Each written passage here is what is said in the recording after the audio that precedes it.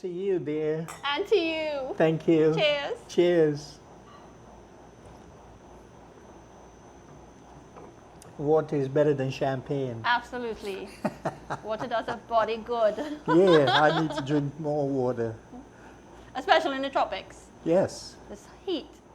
Hello and welcome to Aneela's Mic. That's Music Industry Conversations. Today I have with me Jeff Medina. Oh my gosh, Jeff Medina is a guitarist, a composer, an arranger, and a producer, and a vocalist. Oh my gosh, all these hats you're wearing, and you're wearing a hat. And I'm wearing my favorite hat. So Jeff Medina, thank you so much for being part of my show. It's my pleasure to be here. Right, so Jeff Medina has been influenced by very many big names in the music industry, including one, Quincy Jones, who today we learned has passed away. And I would like your thoughts about Quincy Jones. Yeah, Quincy is one of my main influences. For most of my life, I stayed inside practicing my guitar. And when I decided to come out to visit the world, Quincy was the first person I ran into. And I learned his art of production and his engineer, Bruce Sweden, who did everything that he did.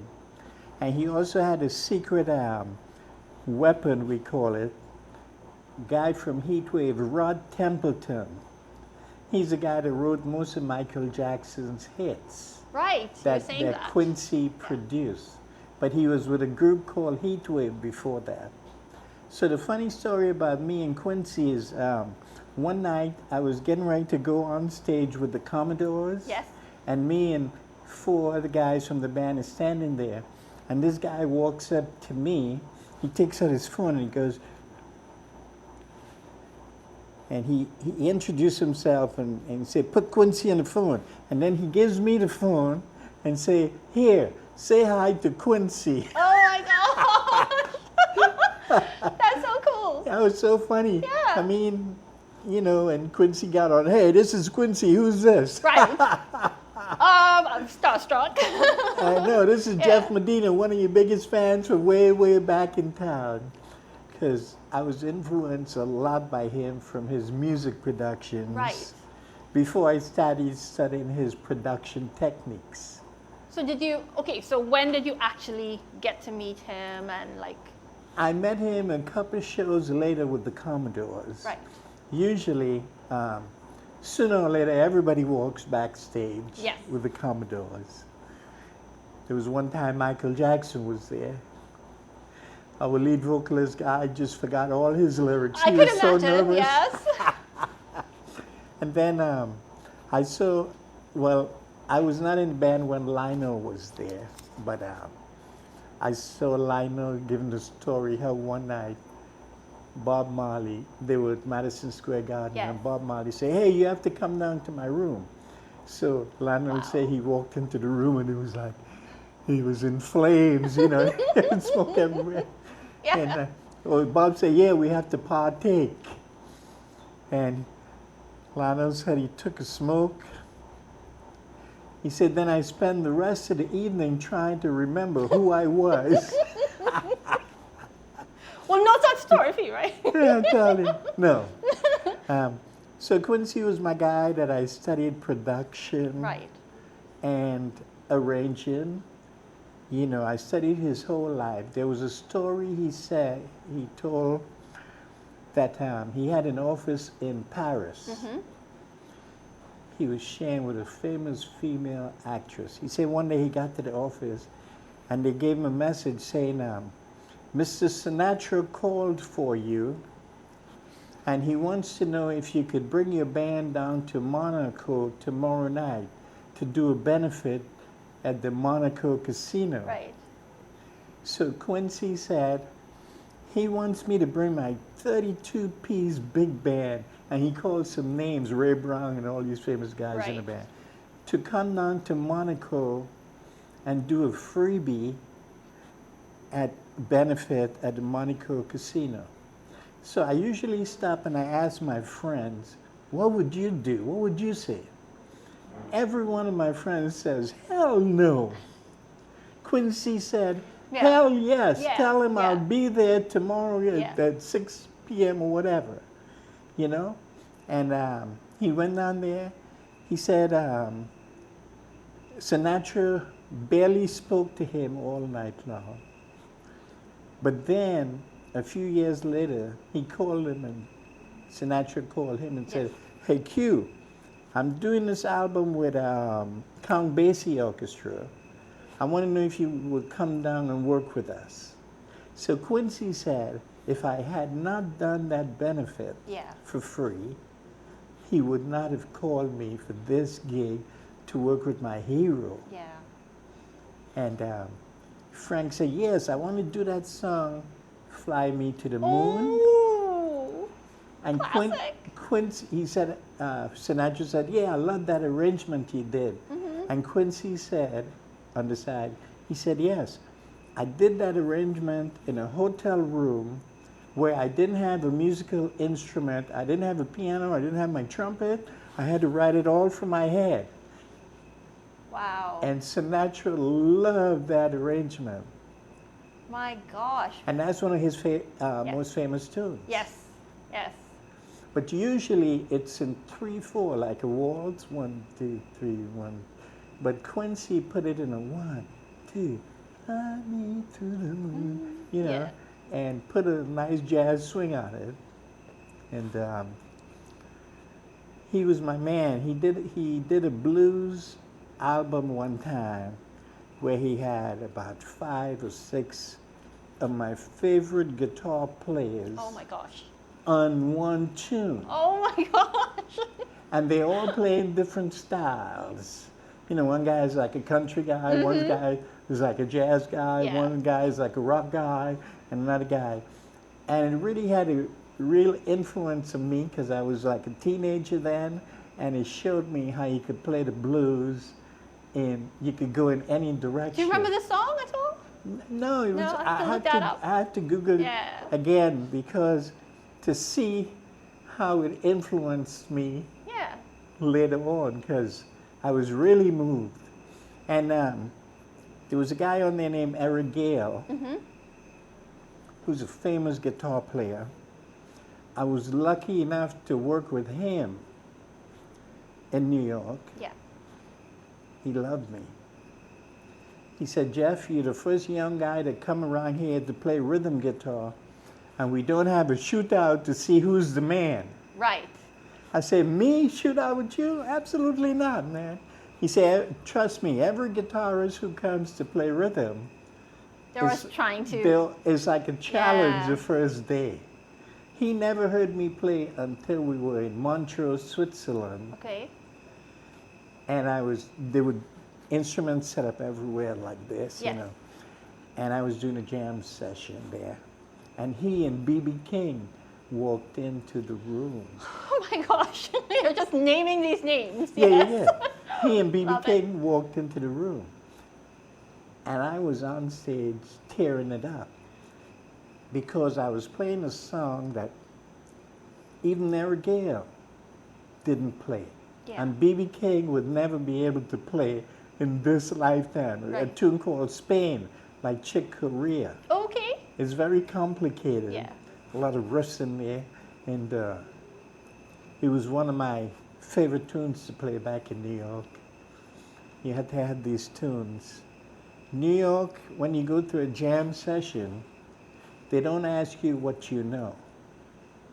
They try to call tunes that you don't know. Okay. Try to embarrass you on stage. Oh no, yeah. I remember the first time it happened, out in Queens, I went to jam with these old guys, old seasoned jazz guys. How old were you around then? Around then? Yeah.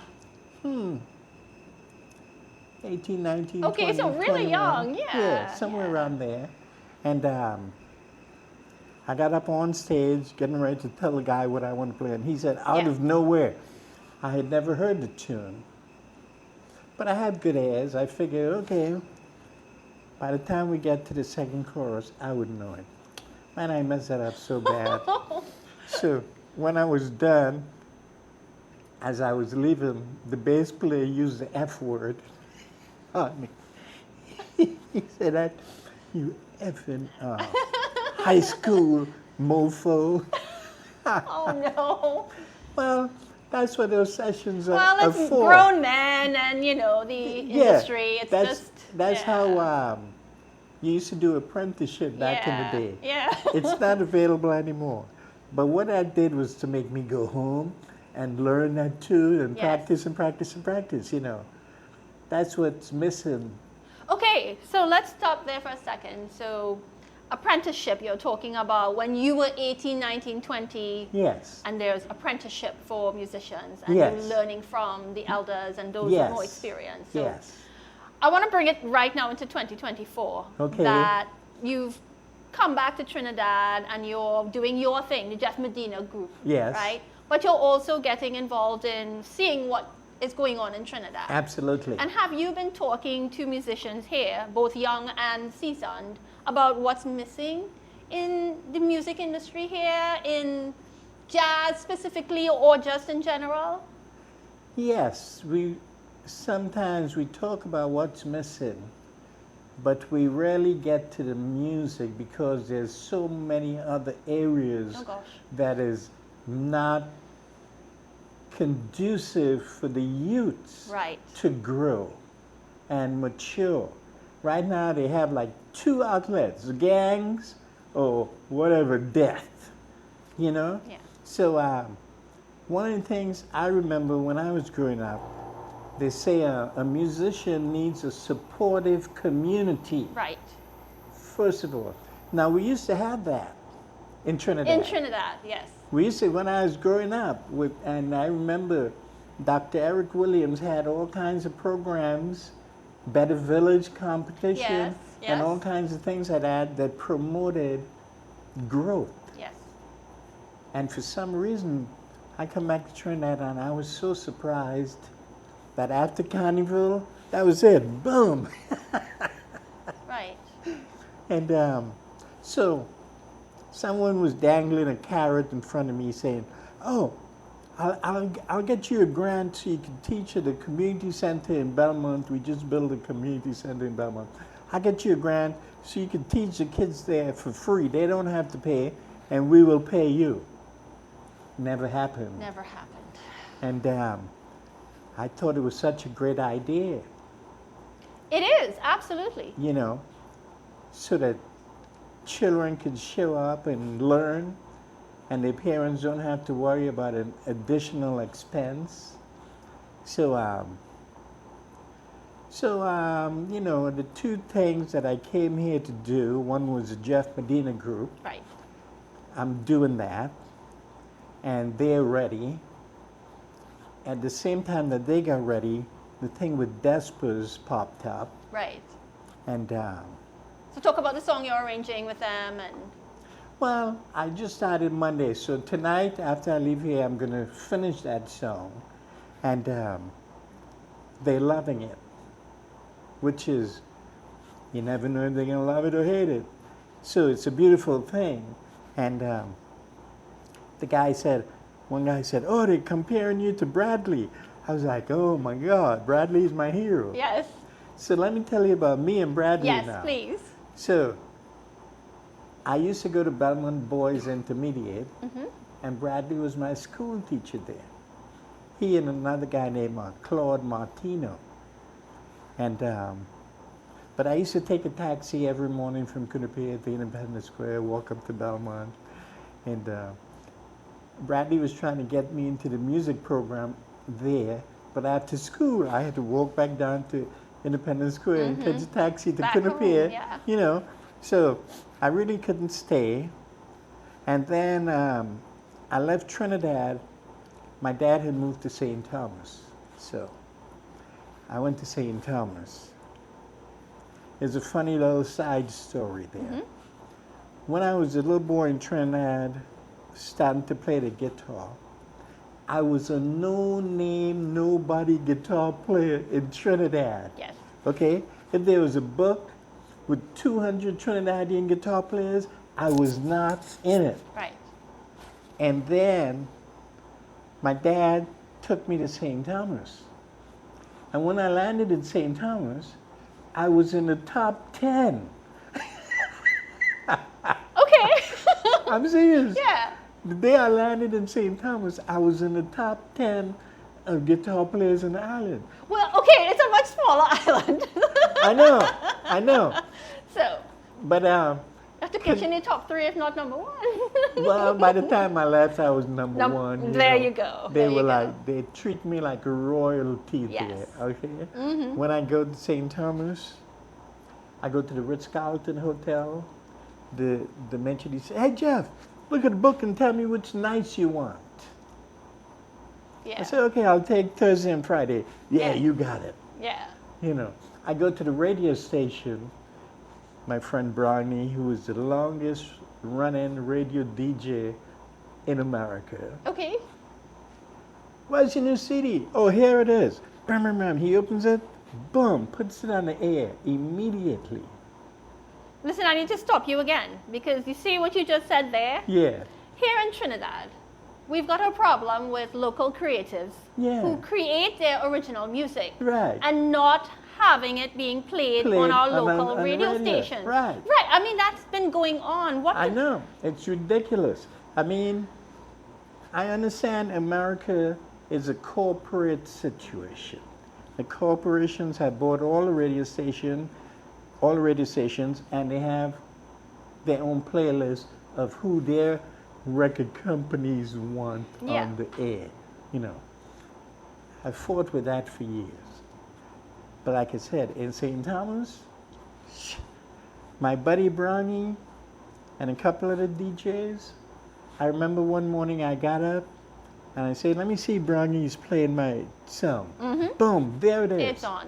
Yeah. He would play my tune, my song. He'd play another artist. He'd play another one of mine. He'd play another artist. When he reaches to the end, he goes back to the front. I had an interview here with a guy.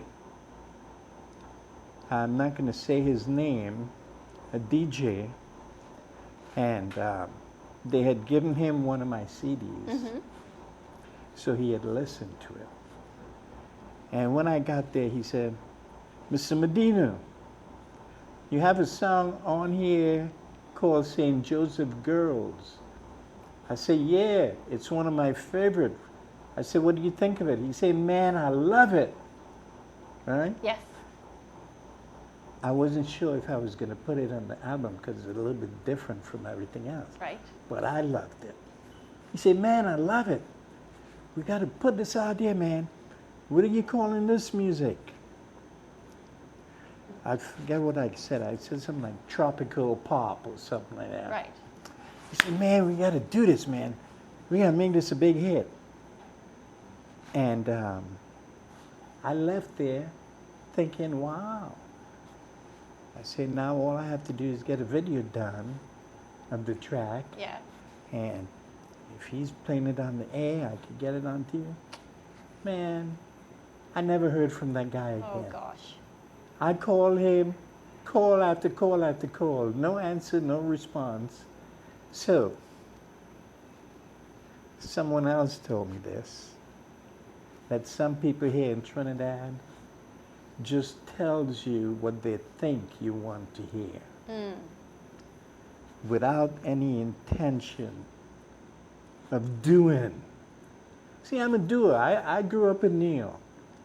You can't fake what you do. You have to do. You know what I'm saying? You have to do. I grew up in New York.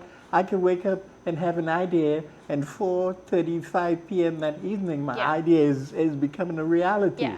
That's how I grew up in New York. And, I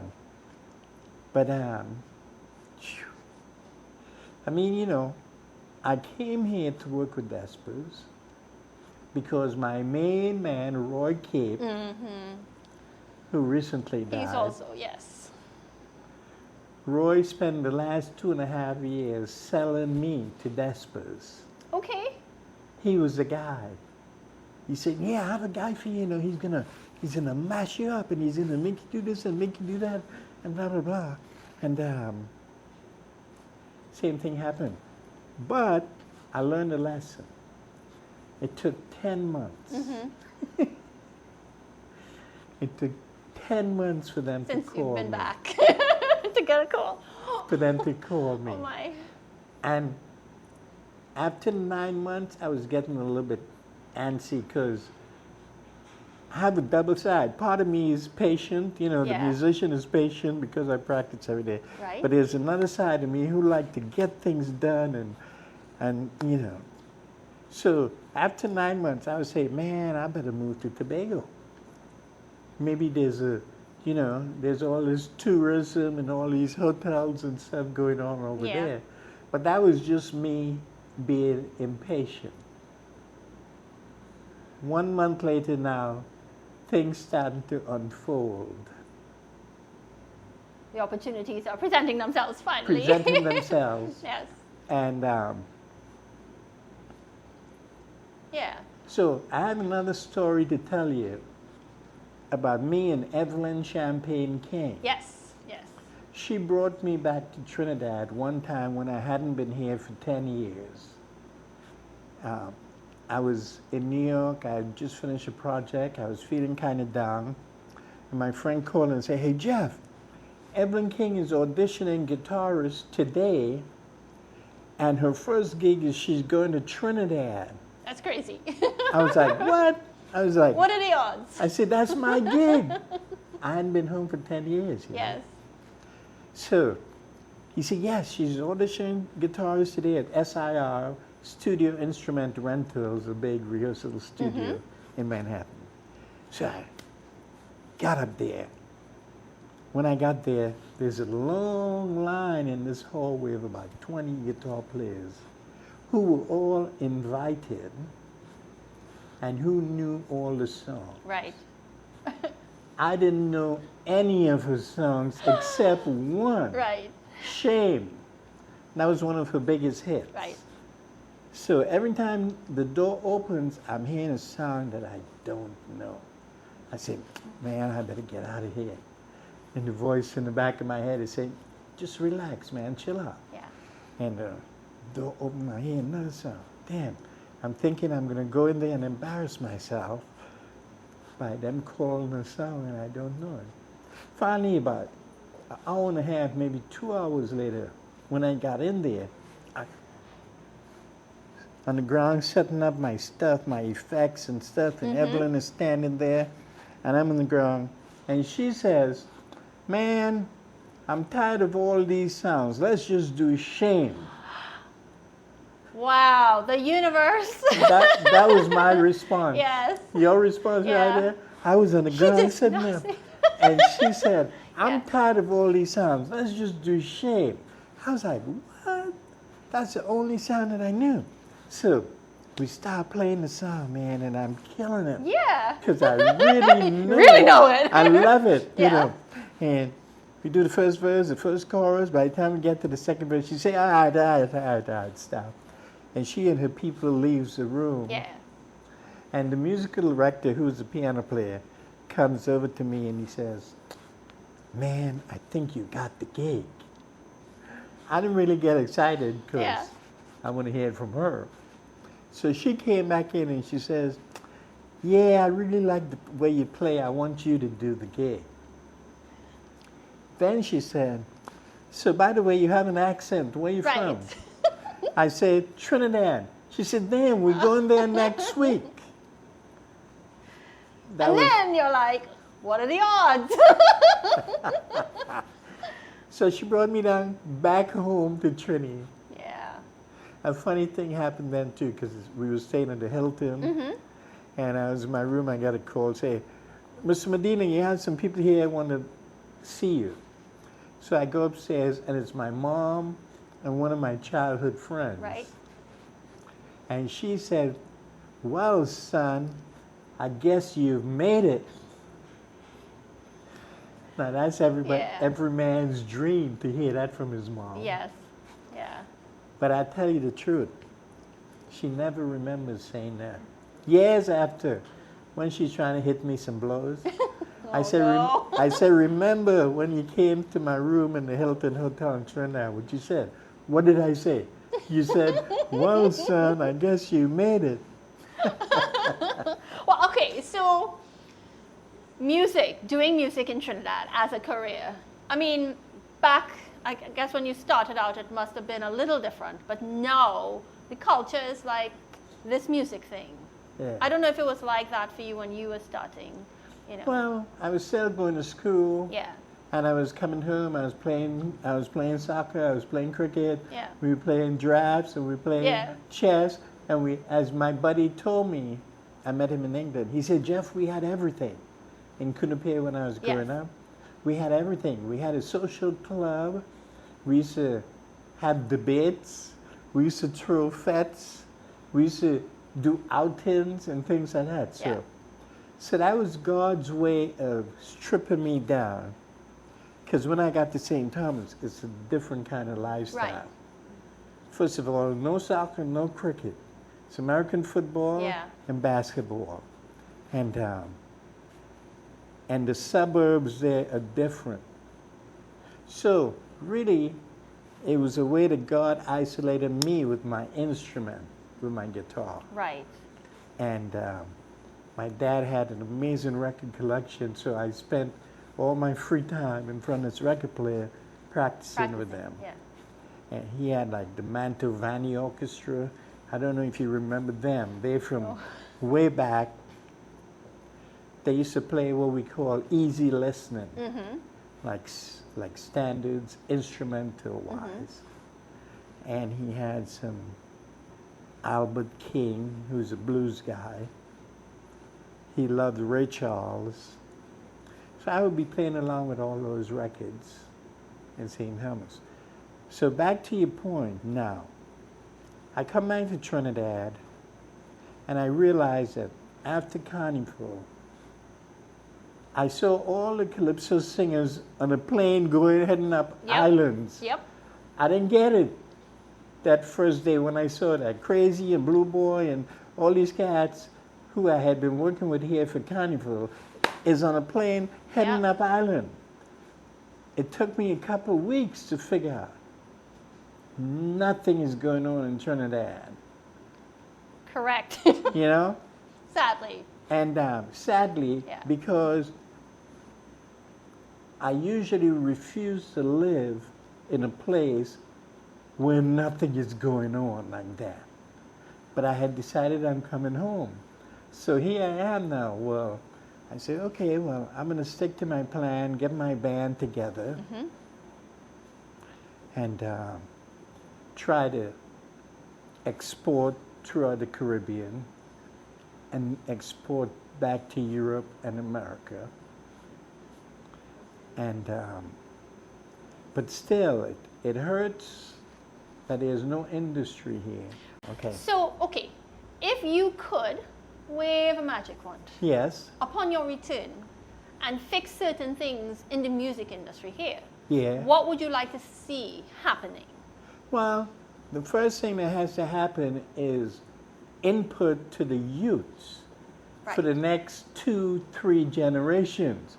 Those are the generations, people. Yeah, those are the people that need our attention. Yes. You know, so that you know the industry will flourish.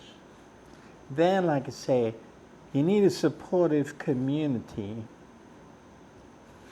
like what Ingrid is trying to do here at OPA, is have available a space so kids could come and experiment. You have to go out and get embarrassed and learn and go home and cry and practice and come back, you know?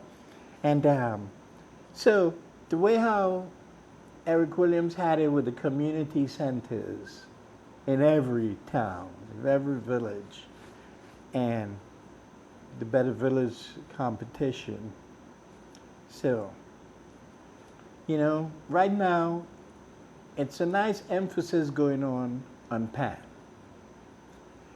Because Pan became the national instrument this year. That's good. Yeah. But the thing is, piano is the mother of all instruments. And we have to set it up so that even though you learn to play pan, you understand the piano. Because the piano contains all the instruments, including the voice. Right? Every instrument, guitar goes from here to here, pan goes from here to here, trumpet goes from there to there, trombone is from here to here, the whole range of the piano. Right. And so music, understanding of music is the key to having a good society. I'm glad you're saying it like that, because really and truly, if we don't give opportunities for the young people, they go in wrong directions. They go in the wrong direction. And the thing is, with the entertainment industry, you have an opportunity not only to encourage creative people, but to earn money, not just local money, but foreign exchange money, because you export it like you're doing with Jeff Medina Group. Right? You want to start here, go to the Caribbean, and then out. Right. Yeah. So Trinidad is actually the capital of the Caribbean. We should be leading the way in every direction. Ought to be. We should be, you know? But it takes, I don't want to step into the wrong thing. It takes direction at the top to lead us. I feel you. Yes, you got to have foresight. I mean, look at China. I saw there was a village in China that was 97% poverty. 3 years later, it was 3% poverty. Wow. Yeah. They switched that around. And even right now, China is leading the world. I say we should follow China, man, instead of hating the Chinese, you know. Well, another country is Korea, and they created K-pop. K-pop. And it was really pushed by their government. Yeah. To create that kind of music and fuel all the artists. They took Michael Jackson seriously. Yes. They didn't just look at him, no. They tried to emulate him. And that's where K-pop is coming from. I have a buddy named Gary Williams in Orlando. Most of the top groups from Orlando were taught by Gary when they were 8, 9, 10, 11 years. NSYNC, all of them. Oh my gosh, yeah. Who's the big guy from NSYNC? There's Timberlake, Justin. Justin was Gary's student from the time he was 8, 9 years old. Mandy Moore, Britney Spears. Britney, of course. All of them. There was one guy in Orlando who was kind of managing them. He would put the group together, take them to Germany, do some gigs over there, come back to America, boom. But he ended up going to jail because he was trying to pull some things. I guess he started buying up downtown Orlando. Oh, okay. I forgot Real his estate name. and something He's else. a famous manager. Yeah. But yes, you need. So we need to invest in, from top down, 2 or 3 generations. Right. And get them the community centers, get those pianos out. Yes. Get people like you and others who have experience to come and mentor. Apprenticeships Give us grants Yeah. so the kids don't have to spend any money, their parents don't have to pay, and try to provide instruments, pan, saxophone, trumpets, trombones, everything. And it's important for vocalists to understand music theory. Right. It's really important. Yes. So you know which key you're singing in and why you're in that key and all that stuff. Right. And you could transpose and do all this kind of stuff. And it's tough. Like in America, the industry made a conscious decision to go in a different direction. Because all the vocal groups were black, you know. They decided we're not going to support that anymore. It happened to me. They decided that they're going to push that all into rap. And for the white kids, they're going to push them into country, have them singing. You know, they make these decisions, and they're powerful enough to guide us there. I remember this lawyer was saying, oh, I can get you a record deal, I can get you. I gave him my demo. He said, Jeff, it's a hard sell. I didn't respond like that. I responded like this. Okay. I pretended I didn't understand. What he said. What do you mean? He said, if you're a black man in music today, you need to be a rapper. Oh, yeah. I didn't respond like gosh. that either. Well, okay. I'm giving it all away. Yeah. Like, all right. Yeah. You know, I kept my mouth shut. I had learned that from a class I had took. And they say, when somebody comes here and they say, I heard that you're a rapist and you do this. Oh, no, you They have say, to. No, you have to clench your teeth together and keep your lips together, right? Mm-hmm. No Instead of emotion. like, No emotion. No emotion. Right. Gotcha. No emotion. Yeah. So I had learned that before. You say, if you're a black man in business, you need to be a rapper. And, hell no, man. I ain't going on stage disrespecting woman. Yo, mofo, I do this and I'm bust this, bam, bam, bam, and all that kind of stuff. And so that's how I met Gary Williams. I went to Orlando, and Gary was a producer in sort of the hip hop vocal kind of thing. Mm-hmm. So we produced this album together, and he's one of the greatest unsigned vocalists that I know. Oh, wow.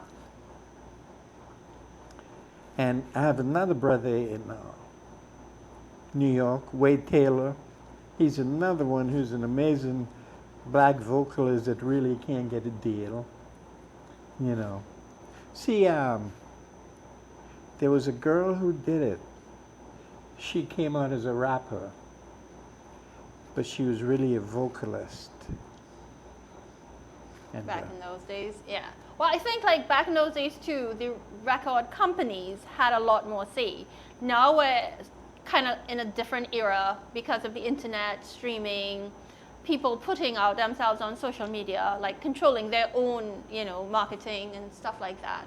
Yes. What do you think about those, advancements or differences? Well, when it first started, I refused to put my music on there because they were stealing all of our music for free.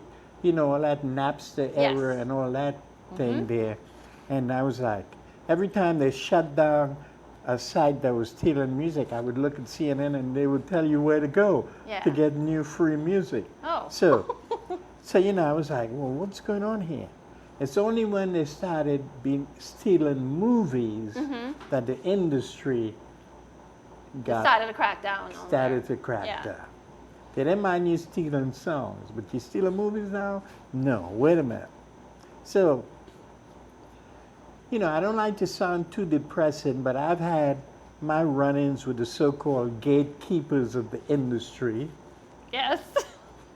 So, when I got with the Commodores, I realized that for whatever reason, the Commodores got through the gatekeepers, That's because they had a smart female Jewish manager that was able to make things happen for them. And they were really talented. Sometimes also it's the collective karma of the members of the group. Yeah. Sometimes there's a group that's struggling and let's say they change the drummer and a new guy comes in and all of a sudden, boom, things take off. Right. So I realize there's a collective karma that sets things up sometimes. But it comes down to having great music. That's what we need to teach the children here in Trinidad. Songwriting. Right. Yeah.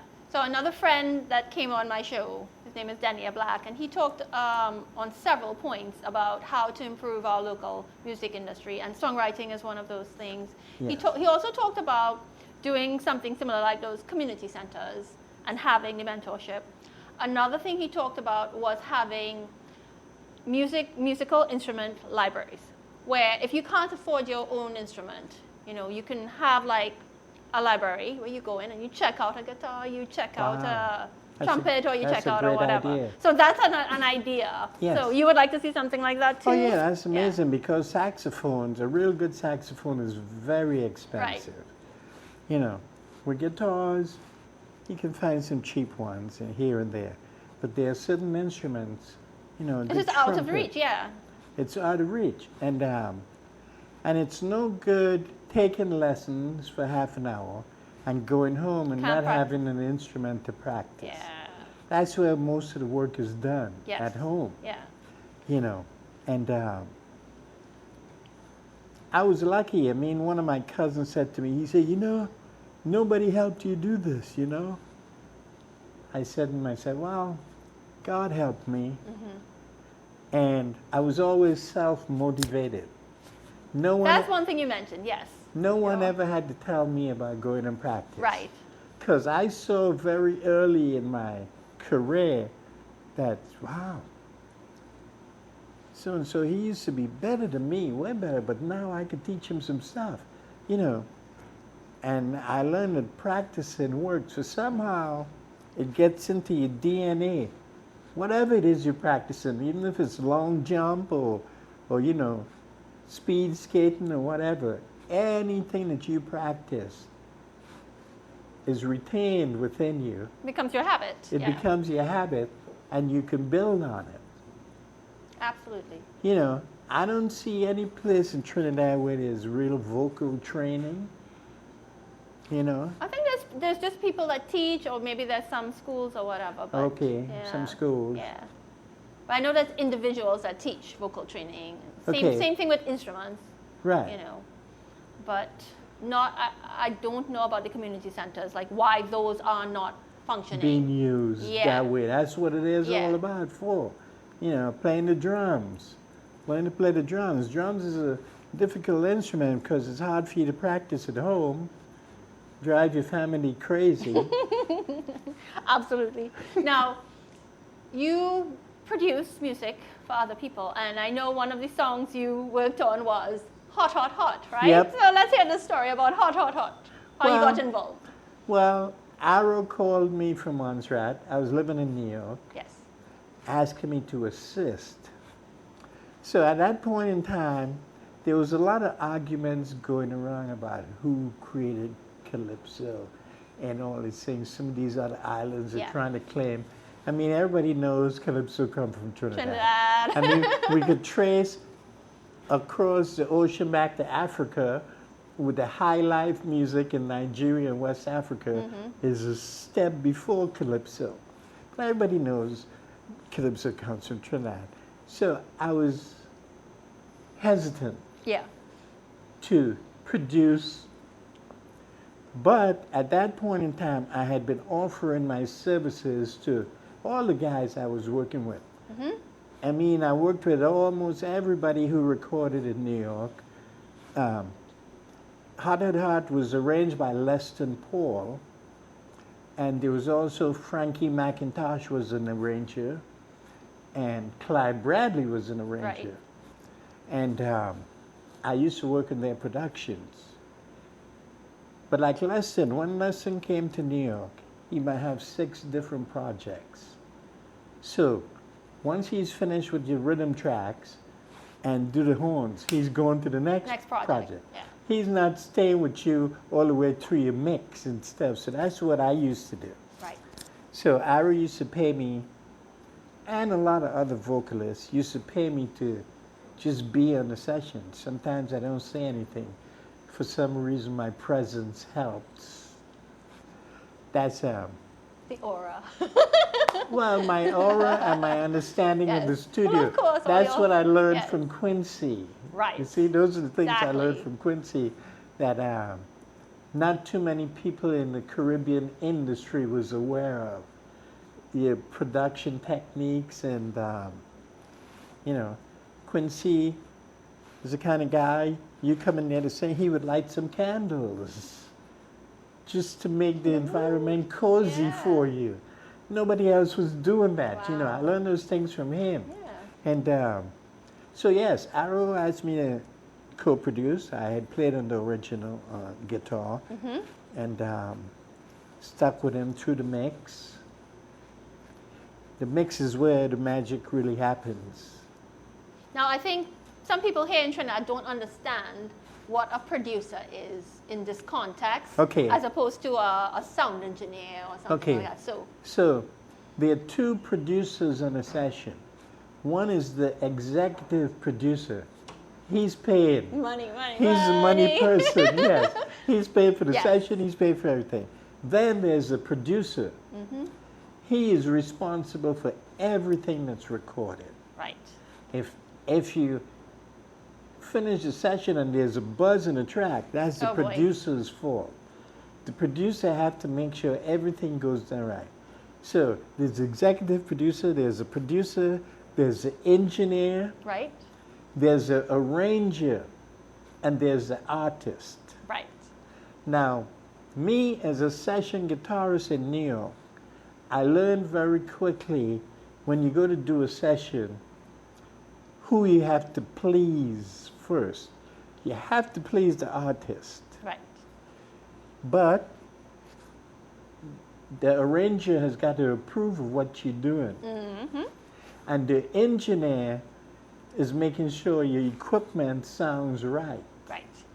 There's no buzzes and all that stuff. And then here's the producer. He's a boss of everything, you know. One time I was doing a session with Bradley and Nelson. I did some of my best work on Nelson's records. Okay. They used to turn me loose. Clyde Bradley said, I was writing charts for everybody on the session except Jeff. I let Jeff play whatever he wants to play. That's what Bradley says. Yes.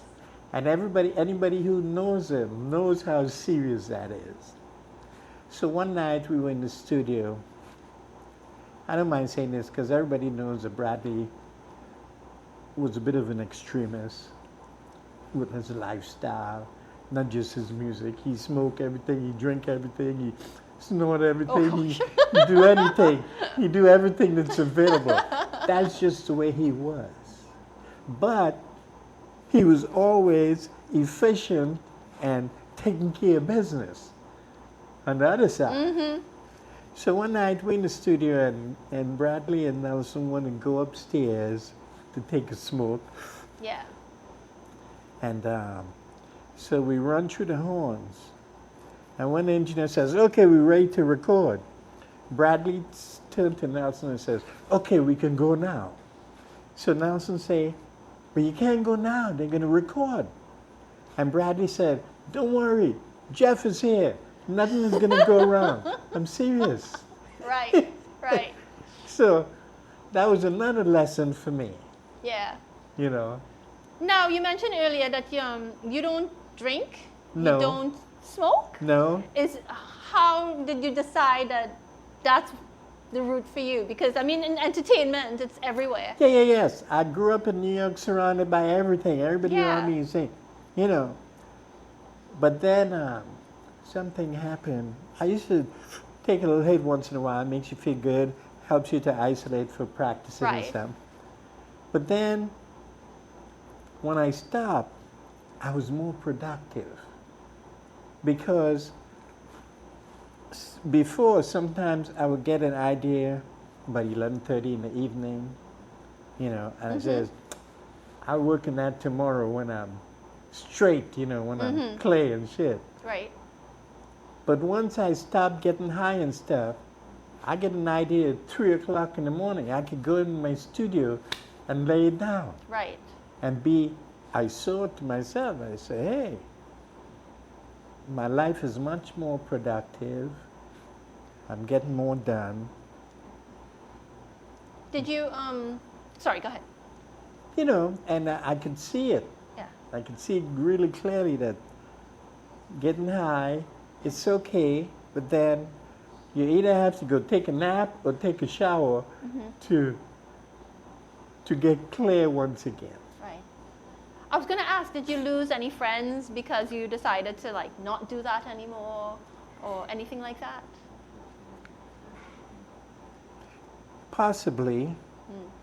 Because I had to stay away from certain people. right. Yeah. One time, I had quit everything. Yeah. No drink, no smoke, no weed, no nothing. And I started to get big. I couldn't understand it. And then I was on a gig, but after 4 or 5 years, I was in a gig. Yeah. And the guy in the gig said, "Hey, Jeff, let's go outside and take a smoke." Man, I got scared.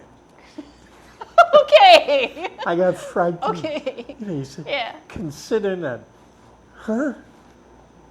You know how much work it took me to get out of that lifestyle? Right. And Yeah. so I was in Orlando. I said, okay. So we went outside. I took a hit. And when I came back in and I took up my guitar, my strings felt like they were made out of butter. Oh. It was like, when I'm bending my strings, Yeah. it was like, I was like, damn. I said, damn, there's nothing wrong with the weed, man. But you know, the weed is a herb. It grows. Yeah. And you pick it and you smoke Yeah. it. You know, it's a. I don't know, but yes. No. But that's the Yes. truth. I mean, Yeah. I learned that after all these years. Yeah. It's not like anything else in life that you have to process Right, yeah. and do this and do that. No. You pick it and you smoke it, and that's it. So, and then I learned that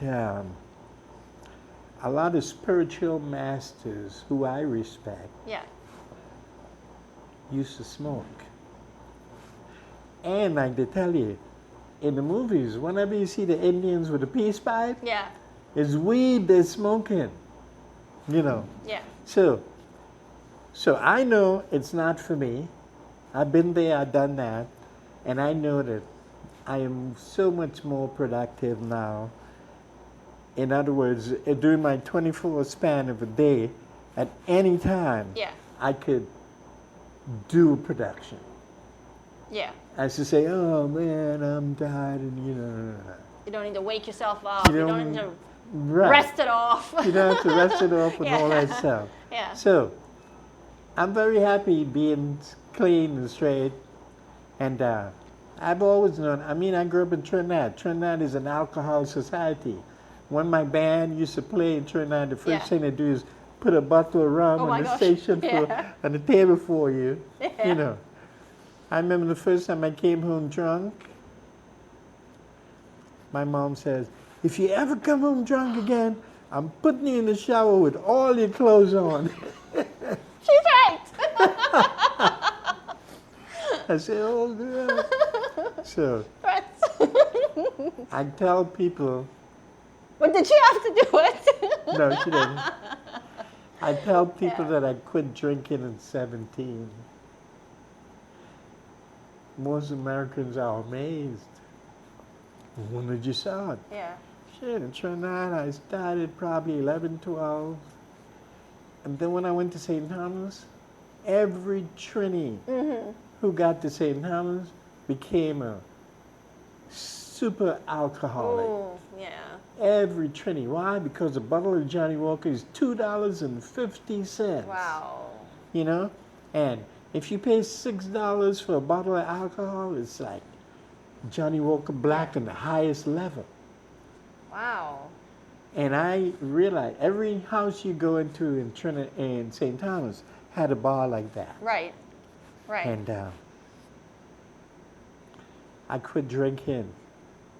It's definitely something that affects creative people. Yes. I mean, a lot of people will argue, they say they get more creative when they're on the plant.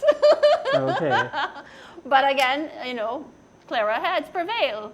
Yes, right? yes. I think like Jamaica, you know, they've got that whole vibe going on because of Mali and this sort of thing. So it's Yeah. like more acceptable or whatever. Okay.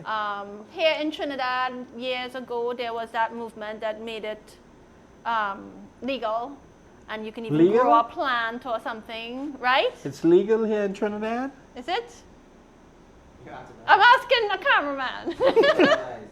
It cannot decriminalize. Decriminalize. Decriminalize. Portion of it in China. Right, and Okay, you can grow okay. your own But plant. Jamaica, I think it's okay. Well, look like Canada. They made it legal in the whole of Canada. Yeah. Wow. Just like that, Yeah. one day. But really, as a creative person, you have to know if this is for you or it's Right. not. Okay. You know? And I'm glad to hear that story from you, someone who is so seasoned, I can't even believe all the names that you've, mentioned here and the ones you haven't even mentioned that are online. These people you've met, you've worked with, you've learned from, you've mentored, apprenticeship, Yes. and you've come to the decision that no drink for me, no drugs, because I want my clear head and to be able to create. Yes. And that's like a really positive thing to say to young people. It's like you don't need that. You don't. Yeah. Life is a miracle. And when you wake up in the morning and you see that sunrise, that's enough to make you high. And people around you, there's so much magic in the world that so we are blinded by society and the politics and all that stuff. And the system tries to suppress us and guide us in the wrong direction. I don't know if I mentioned this to you before, but I'm a frequency man. I believe... This is your personal philosophy, so let's hear some about the frequency man. Yes, I'm a frequency man. I believe that when you're vibrating at a certain frequency, negativity can't even come close. You could go into a negative environment and you'll almost be invisible, because of your frequency, dealing with high-level thoughts and ideas and your plans. You got to have plans. You got to have things that you're striving to get to and accomplish, Like my friend calls it a sense of purpose. Yes. You got to have that, no matter what your age is. And most of us don't have that. You're speaking a language. You're speaking a language here, because I think, especially as we get older too, like your career might be over in normal work or whatever. What's your purpose? People might retire. It's like, what's your purpose? And then they end up like in a... They don't have a purpose. Some guys have an old car in the garage and they spend all their time working on that. They don't really want to fix it because, it's a process of working on it. They might break something to fix it. And, so to have a sense of purpose helps you live longer.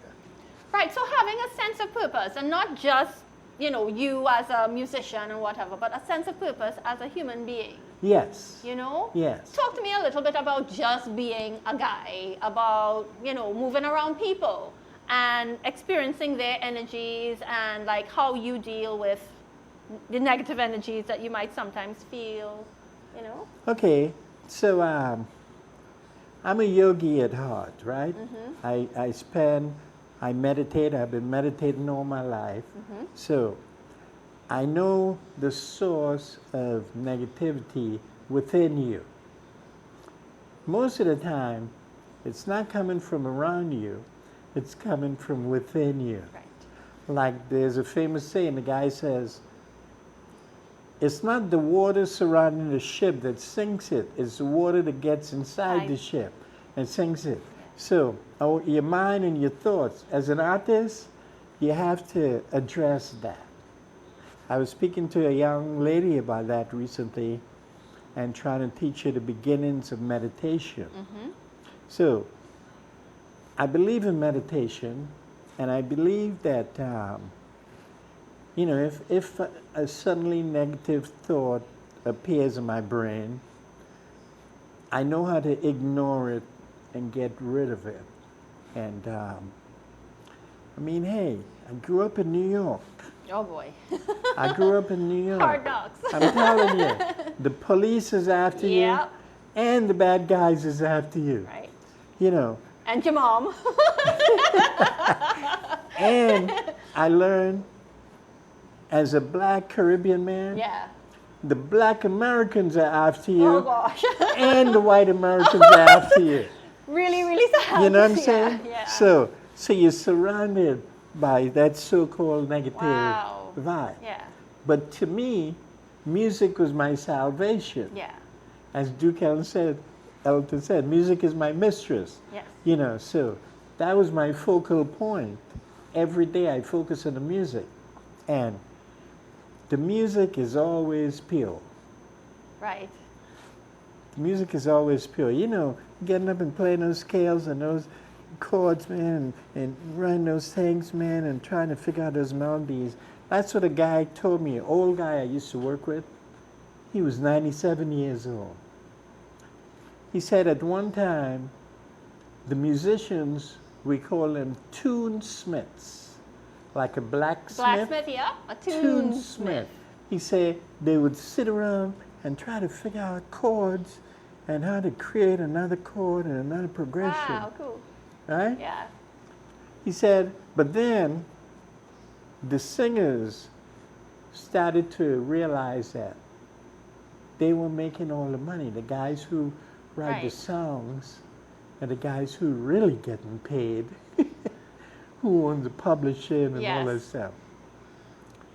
So suddenly all the singers wanted to write the songs they were singing.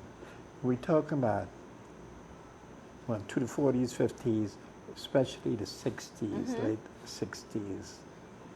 So the singers who did not really know music wanted to write the songs. Most of them could play 4 chords on the guitar. So they write all their songs like that. Like that, yeah. It's kind of like what's happening now. Guys are writing their song based on a drum machine pattern, maybe a bass line. That's about it. They call it beats. But they don't realize the harmony and everything comes from the piano and those chords and the inside there, man. That's where the richness of the music is. So that's another thing. It's important for us to give the children piano lessons. Yes. Like I tell people, certain schools in America, if you go there as a trumpet player, they put you to play the piano. You have to understand the piano, no matter what your instrument is. I feel we need to direct my camera here about the piano. So go ahead and look at that camera and talk about that piano just like you're talking there, with that passion. Okay, so the piano is the mother of all instruments. Why? Because it has 88 keys, and within there is a range of every instrument: violin, trumpet, steel pan, guitar, saxophone, you name it. Not only that, because of how the intervals are. You know, they talk about the Beethoven effect for the children. That is really based on the intervals. When you hear a C note and then you hear a G note, the space between there does something to your brain. Your brain fills in the blanks. That's what's called, is it the Beethoven effect? Oh, there's something like that that we use for babies. But trust me, we all need to understand the piano. When I was a little boy, my mom used to send me for piano lessons every Saturday, even though my heart was already into the guitar. It's years later that I realized how helpful that is, especially if I'm doing a production and I don't have a piano player on the set. I'm going to go and play it. You know, that was one thing about my mom. When she and my dad was getting a divorce, she demanded that he buy us a piano for the house and pay for all of us to go to piano lessons. Very good. I'm serious. My mom did that. Bless her. Bless her to the max. Yes. She also had a library. I had a library in my house. I was never bored. I had the Hardy Boys and Huckleberry Finn. And as years later, I heard my mom say, yeah, I put that there so you guys wouldn't get bored. Yeah. I was like, wow. I always knew that I could come home after soccer and practice and thing and find a book to read, the Hardy Boys. Yeah. Their dad was a detective. So he taught me analytical thinking. Plus, my family in San Fernando, we used to live by Skinner Park, Yeah. but we could only see 3/4 of the field. Right. There's another quarter here by that goal that we can't see. So when the game goes in there, we have to judge by the audience reaction what's happening. Was that a goal? Was that a near miss? Or was that a... I bet you figured it out because people are reacting. Yes, my uncle was good at it. Yes. You say, wow, that's a goal. You say, no, he missed. Then you know. Jeff, have you ever done acting or anything? I did acting once. Okay. Here in Trinidad, I was going to a commercial school in Chaguanas, and we used to put on some plays and stuff. They did. But, you know, musicians have to be actors. On stage, it's a persona. Yes. Right. I learned that my psychological persona is introvert, extrovert. Okay. When I'm home, I'm introvert. I'm into my world. Yes. When I'm on stage now, I belong to the world, Yes. you know. I have to perform. Yes. That's the stage persona. You know. So let me talk about the Commodores for a minute. Yes, please. And then I have to go. Okay. Oh, yes. So the Commodores was the best gig I ever had in my life. You know? The manager called me and says, I want to interview you for this gig. I said, fine. He didn't say audition now. He said interview. So we had a session just like this, Right. where he was asking me questions and stuff. And then when we were done, he says, Jeff, I'm going to make this real quick. I'll get back to you within a week. I said, great. First part of the week, I wasn't too excited. When it comes to like the end of the week, I said, well, that call should come any day now. It didn't. So the week passed. Right. And I was like, damn, No call. did that gig slip through my fingers, man? Right. I said, no, God don't tease me like this. So I'm getting a little bit depressed. And a friend of mine named Lorraine, who's always very helpful, she calls me and like, hey, Jeff, I am depressed, she says. Right. So here I'm on the So you phone. flip it, yeah. I say, well, what the hell is she talking about? I'm depressed. Right. So then I say, okay, I'm going to put my depression on hold Yes. and deal Tend with to her, yes. Yes. So after half an hour of speaking to her, she says, oh, okay, I'm feeling better now. Bye. Click. So then I hang up the phone. Yeah. And I'm like, so what are we going to do now? Am I going to go back to my depression, or am I going to, Nope. what am I going to do? That's when the phone rang. And it's the manager for the Commodores. Yes. He said, hey, Jeff. I say, yes. He say, this is David Fish from the Commodores. He say, you're the man. And my energy went from here Yes. to there, talking about frequency again. You know, I was like, damn, wow, amazing. So then he said, I'm sure you're ready to play some Commodore songs. I lied. I said, yeah. But I really only knew Yeah. about two, maybe Yeah. Easy Like Sunday Morning and Brick House, Right. you know.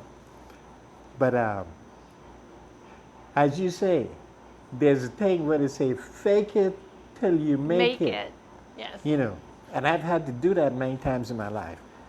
But I studied the show, and the first two gigs I went to, I said, man, I'm going to nail this show. I'm going to own this show. And luckily, I did. One of the guys, Walter Clyde Orange, he's the guy who wrote Brick House. He was also the drummer. He was the drummer in the band, but he could sing better than all of them. Okay. Even better than Lionel. Wow. He could sing to the highest note possible. He could sing the whole range. Right. He wrote Brick House. And there's a drum fill in the beginning of Brick House. You can't play the song without it.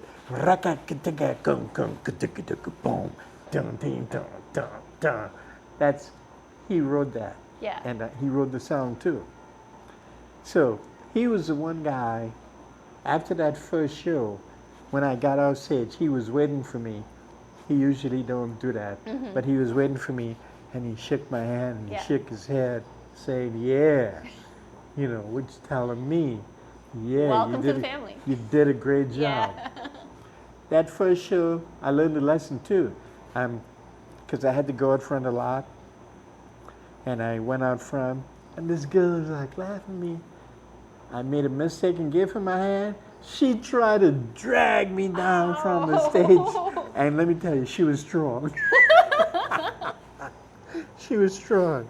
And so my favorite Commodores story is we're playing a gig with the Jacksons, and without Michael, just all the brothers, and we opening.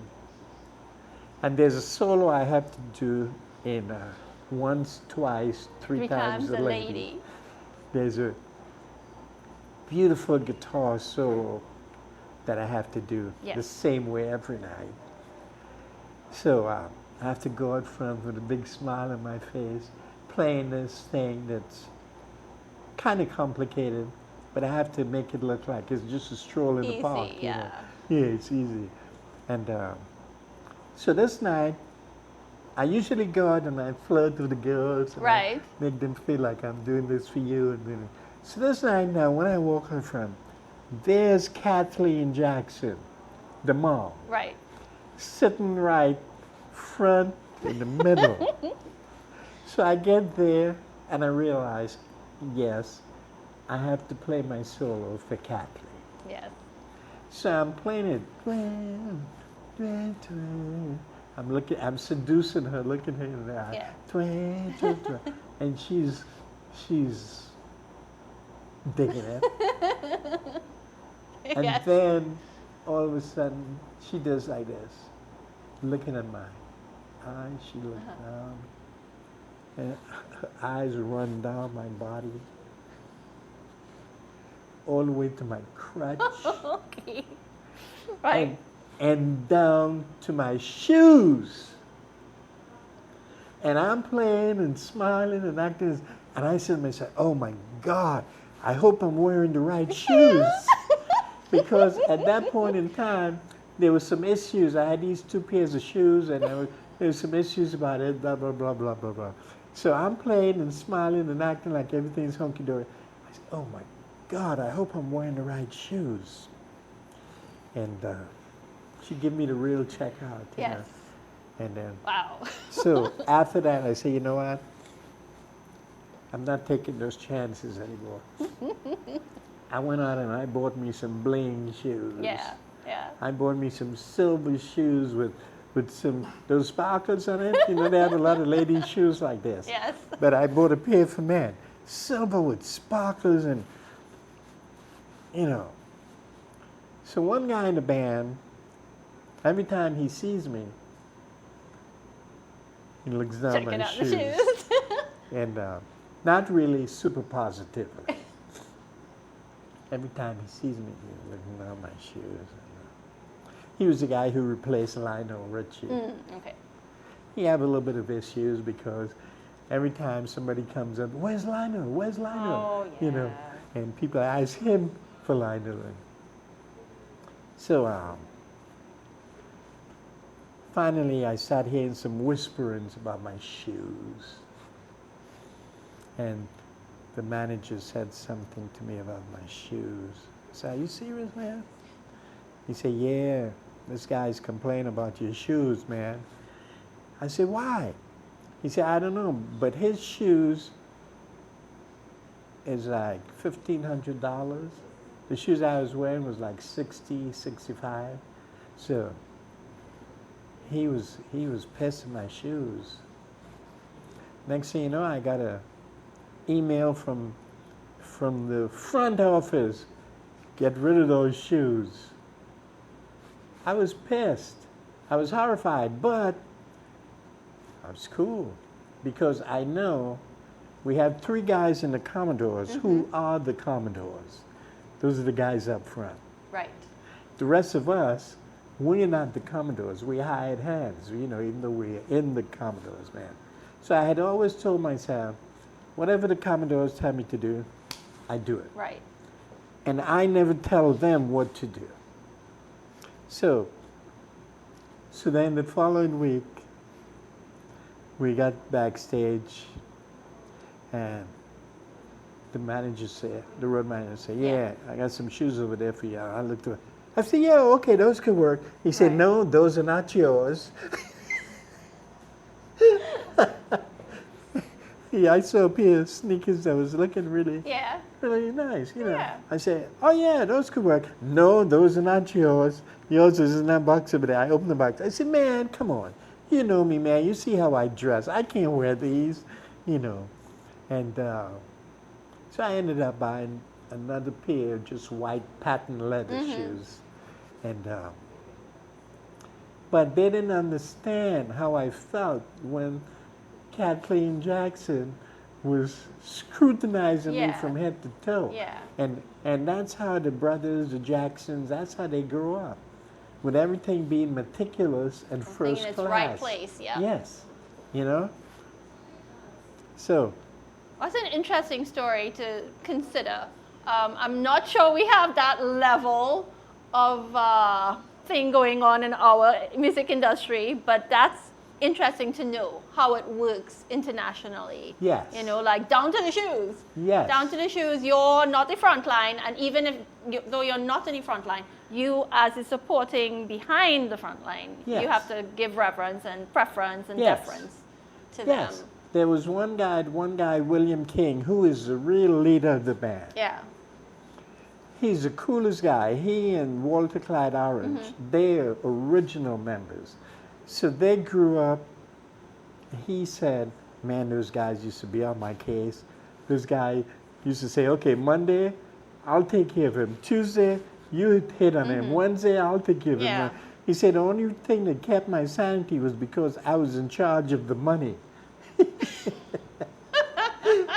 That's a good thing. He had to get the player and the bass player just terrorizing him. He had to put out fires all the time. Wow. So all of a sudden now, here they have a bunch of guys. Nobody in the band are real drinkers and no drug addicts and stuff. So everything is cool. Okay, yeah. But this one guy had some hang-ups. Lionel Richie replacement. Yeah. See, the thing is about Lionel, this is another story I could tell your audience. Yes. Lionel was a saxophone player in the band. He did not want to sing. Now, the guy who started the band, he was the singer. He was singing, and his buddy was singing. So he was trying to pass out songs to all the guys in the band. So he gave Lionel a song. It was The Lineman of the County, a song by Glenn Campbell. Every week, Lionel, you ready? No, man, I'm still working on it. Every week. Hey, Lionel, you ready to sing? No, man, I'm still working on it, blah, blah, blah. Hey, Lionel, no. So finally, one night he said, ladies and gentlemen, our saxophone player is going to sing a song for you. He didn't ask Lionel if he was ready. Right. He just put him on Put him on stage. And Lionel sang that song, I am the lineman for the county. And I don't know what happened, but he got the bug from the audience reaction, I guess. And then William said, oh yeah, we had to work on it, man, because he used to sing with the mic right here. Yeah. And we had to do it. So I'm trying to figure out how a man could go from that to being this person that sits down at the piano and starts to sing, and the whole world goes crazy. The transformation is amazing. Yes. You know. And then he said, Lionel always knew what the people wanted to hear with the songs he wrote. Easy Like Sunday Morning, and Still, and all those songs. And he became too big. When he started producing for Diana Ross, Kenny Rogers, and some of those other people, the guys say, I couldn't get him to come in the studio to work with us anymore. He said, and they said, that they did a show in Trinidad was the last show. Is after that Lionel decided he was going to move on. Wow. Okay. And he told William King, and he wanted William to tell the rest of the band, and William said, "No, you tell them." So, but Lionel is the man. Yeah. King Charles, Prince Charles, before he became king, Yeah. he made Lionel his musical representative on the planet. Okay. That happened I know in the story. Barbados. Yeah. Okay. I mean, Wow. to me, that was some heavyweight stuff, man. Absolutely. Absolutely. Well, I know your time is limited, but let me just ask you, what advice would you give to young people right now who are getting into music, playing guitar or playing piano or any other instrument? What sort of advice would you give them right now? Well, the key is practice.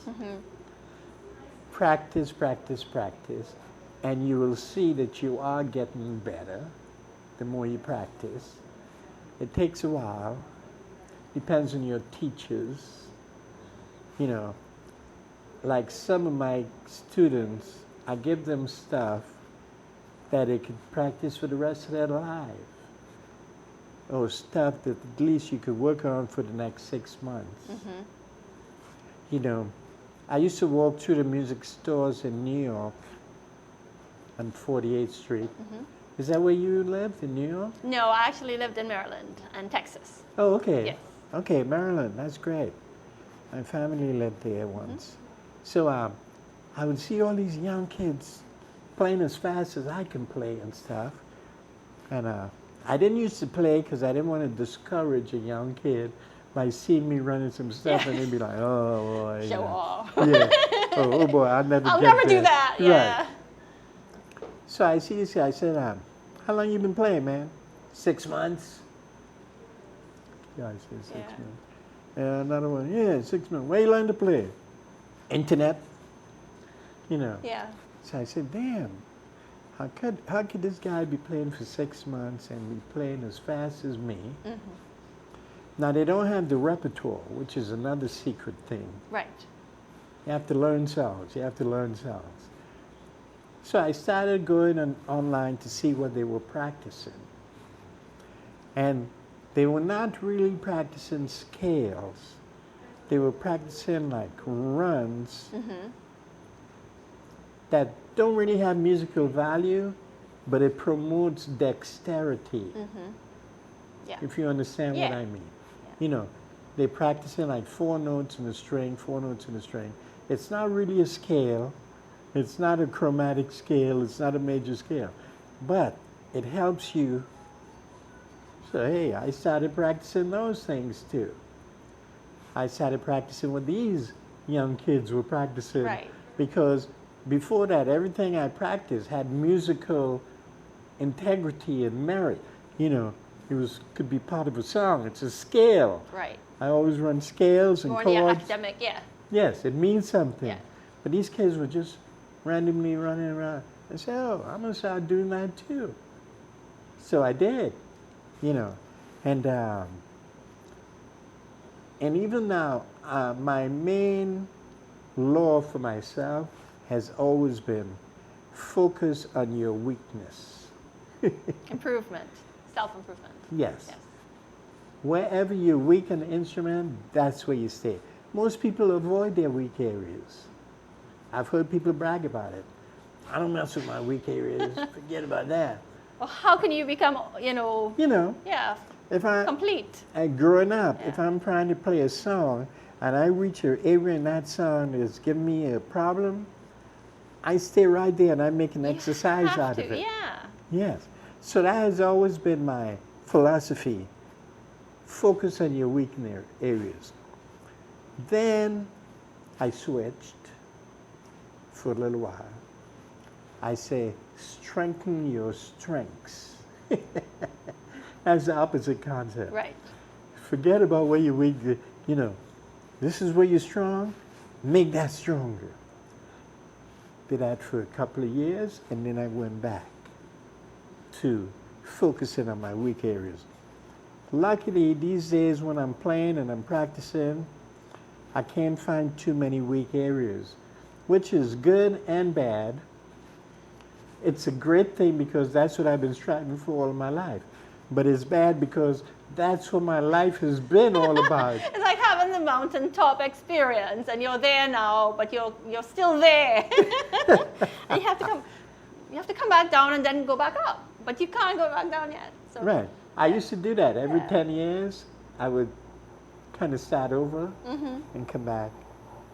Right. One time, I was doing an exercise and I said, wait a minute, I was here before. Right. I was so ashamed when I realized, damn, it was 10 years ago, I reached to this point that I couldn't get beyond. And instead of staying there and pushing it, I went in a different direction. But now I'm back again. It's like, oh my God. So, you have to practice. Absolutely. Practice. Now talk to us a little bit about Jeff Medina Group, about tropical, pop, or jazz. Like, what's your sound that you've created? And some of your favorite original songs of your own. Jeff Medina Group is based around 12 of my originals that are very precious to me. And I must say, I played it in New York, Florida, Vegas, a couple other cities. But my Trini homeboys are doing it the best. Yeah. For some reason, they grasp my concept because it's based on a Calypso underlying thing, but it's funk, it's rock, and it's jazz on top. Nice.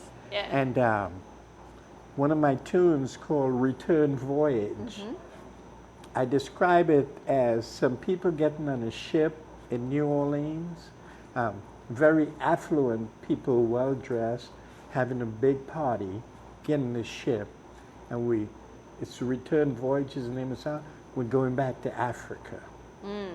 So we start off with a jazz thing, and then as it hits Florida, we go into a kind of a shuffle. As we enter the Caribbean, we drop into some Calypso and some reggae. And when we pass the islands and we get close to Africa, we go into a African 6/8 World beat vibe. Yeah, world beat thing. So that's one of my favorite songs to play. Right. And I have quite a few of them because the last gig we did 2 gigs recently. The one at Cafe Blue, that helped us to see our areas where we needed to work on. Then we did at USC, we did a thing there for the students. That was a big hit. So we're looking forward to doing Thursdays here. We call it Mix and Mingle. Yes. And we have the 14th and the 28th booked. And we'll see the response from that to go. Hopefully we could do it, 2 Thursdays a month. Right. So now there's this thing with Despers has gotten here now. So I work with them Monday, Tuesday, Wednesday. Thursday was a holiday. So we resume tonight where I'm going to show them the last part to this song. And then we move on. They're loving it. I'm surprised. Well, I shouldn't be surprised, but I'm happy that they're loving it. Yes. Because it's some good stuff. Well, I can imagine you're hearing it being played and, it's your thing there. It's the feeling inside of you, Yeah. When I showed up last Monday, the guy said, where's your instrument? What are you doing? I said, it's all up here. Yeah. I had all the notes for them. So it's kind of complicated, Hey, we Despers, that's all right. We Despers, man, we could play anything. I was happy to hear that. I was happy to hear that. It's true. But when I told them first and I counted it off, he was like, oh, wait a minute now. So I said, okay. I responded real quickly. I said, okay, let's slow it down. 1, 2, like a ballad. So then it was a little bit feasible. So I tell them that's a challenge because it's supposed to be played here. Boom, doom, doom, doom. 1, 2, 3, 4. At least 114, 116 beats per minute. So right now we're at 80. And then tonight, I'm going to give them the ending,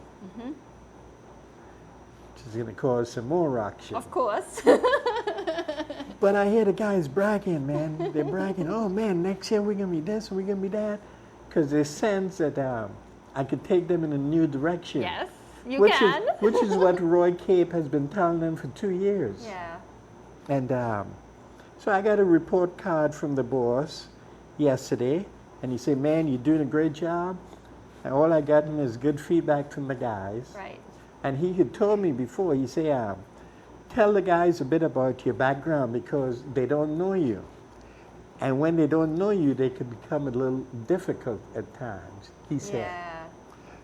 I didn't bother with that. I'm coming with notes and chords. Let the music speak. Let the music speak, Absolutely. baby. Absolutely. That's it. And that's what has happened. Yes. Because the guys realize, to pull this off, we have to be on our P's and Q's. And you're raising the bar. I'm raising the bar. It's sweet, Yeah. and it's beautiful, and it's challenging. Yes. You know. And then today I came up with another song that is very beautiful and unchallenging, which is also good. Yes. So I did Summertime, then I'm doing a Michael Jackson tune, Shake Your Body Down to the Ground. Ooh. They're not used to hearing a pan playing that in soca. Yeah. That's where I'm coming from It's with gonna be next awesome. thing. Yes. And then they picked one song they wanted to do, Ooh Baby It's a Wide World. Oh, I know that one too. So I say, you want to do it reggae or soca? He said reggae. So that's what those are the three we're going to work on. Awesome. So the time is kind of tight because Panorama is around the corner. Yeah. Yep, yep. Well, thank you so much, Jeff Medina, Hey, for it's my joining pleasure Aneela's mic and meet sharing you. so much of your stories with us. Yes. And I hope I will have you back on again sometime. Okay. All right, good luck with your future endeavors. Thank you. And Same thank to you all you. for tuning into Aneela's mic. Please like, share, subscribe, and comment.